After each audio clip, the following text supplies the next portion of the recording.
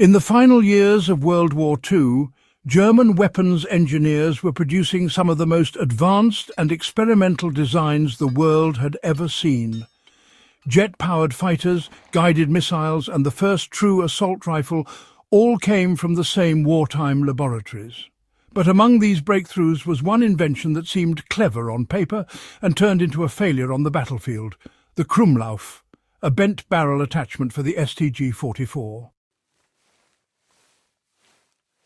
It was designed to solve a real and deadly problem: how to fire at an enemy hidden around a corner or close to an armoured vehicle without exposing yourself to return fire.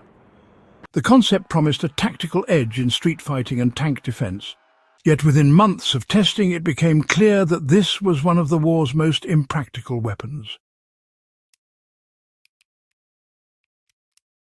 To understand why it failed, you have to look at the engineering challenges it faced, the battlefield roles it was meant to fill, and the brutal realities of combat in 1944. The STG-44, the rifle the Krummlauf was designed for, was already a milestone in firearms history. It combined the rapid fire of a submachine gun with the range and accuracy of a rifle, making it the first modern assault rifle. In 1944, German engineers began developing an accessory that could take advantage of this firepower while keeping soldiers protected from direct exposure. So, the Krummlauf was, in essence, a steel tube extension for the rifle's barrel, bent at a rather precise angle. Variants existed in 30, 45, 60 and even 90 degrees, but the 30-degree infantry model was really the only one produced in significant numbers. For armoured vehicle crews, a 90-degree version was created, allowing them to fire at infantry attacking from the sides without needing to open any hatches. A periscope-style sight was actually developed for the infantry model, which let soldiers align their shots while keeping their heads safely down. Now, the armoured vehicle version dispensed with sights altogether. It was intended for area suppression at close range, not for precision shooting. The concept itself wasn't entirely new, you know. Trench warfare during the First World War had already inspired a variety of shielded guns and mirror sights, all designed to reduce exposure. By 1944, urban warfare was once again a constant reality, from the shattered ruins of Stalingrad to the embattled streets of Warsaw. Peeking around a corner often meant instant death, and German tank crews were especially vulnerable to close-range infantry attacks with grenades and Molotov cocktails. The Krummlauf's selling point was, well, quite simple. Stay under cover, keep your head down, and still manage to put rounds on target. On paper, it promised to reduce casualties, improve defensive positions, and give German troops a rather unique tool in close combat. The problem was that ballistics doesn't cooperate with sharp turns. A bullet leaving a rifle barrel is travelling at supersonic speeds, well over 700 meters per second in the case of the STG-44's 7.92 by 33 millimeter Kurz round. Forcing it through a curve creates enormous friction, stress and heat inside the barrel. The first prototypes used a 20 millimeter bore for the extension far wider than the bullet, in hopes of reducing pressure. This design robbed the projectile of too much velocity and accuracy. The engineers switched to a standard 8 millimeter bore and drilled vent holes along the curve to release excess gas pressure. This helped, but not enough. The life expectancy of a Krummlauf barrel was shockingly low, around 300 rounds before it became dangerously degraded. The stress of the curve also damaged the bullets themselves. During American testing after the war, it was found that projectiles often fractured at the bend, sending fragments rather than intact bullets downrange. This reduced penetration and accuracy dramatically, limiting the effective range to less than 100 meters. Even at short distances, hitting a target with a Krummlauf-equipped rifle was honestly pretty difficult.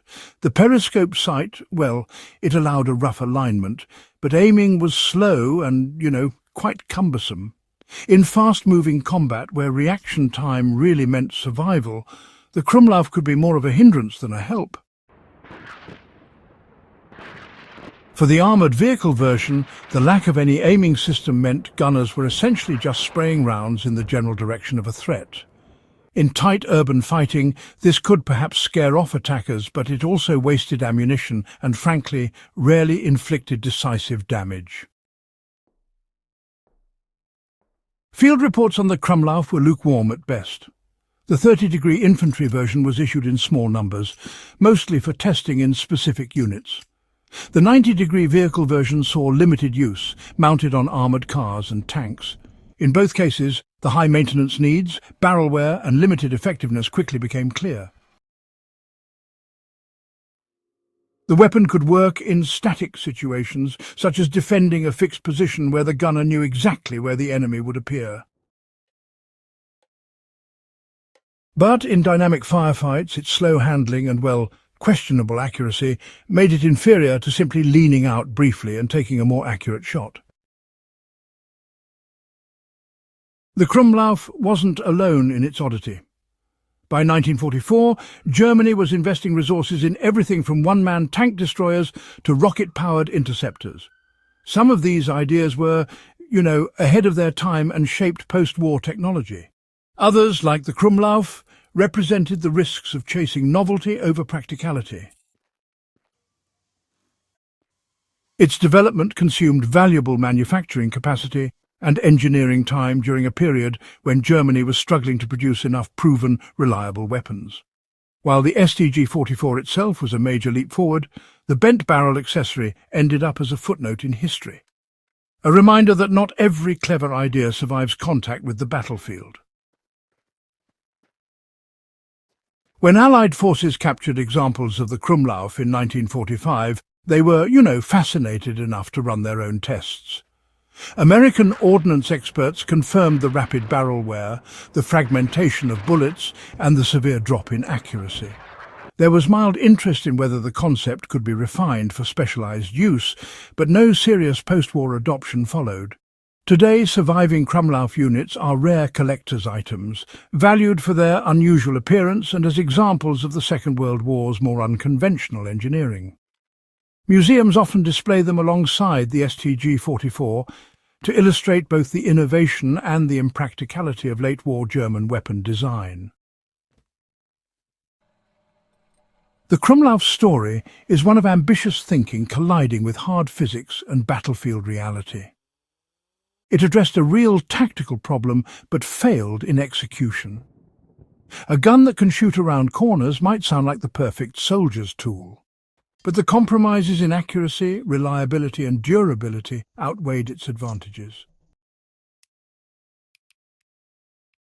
In the end, the Krummlauf serves as a case study for military innovation. Even in moments of desperation, technology must meet the demands of the environment it's built for. If it can't perform under the stress of actual combat, it remains nothing more than a clever prototype. For more deep dives into the most unusual, ambitious and sometimes disastrous inventions of military history, subscribe to In the Beginning and share this video with others who love uncovering the hidden corners of the past. The strange story of the Krummlauf is just one chapter in a much bigger book of human ingenuity, sometimes brilliant, sometimes flawed, but always worth exploring.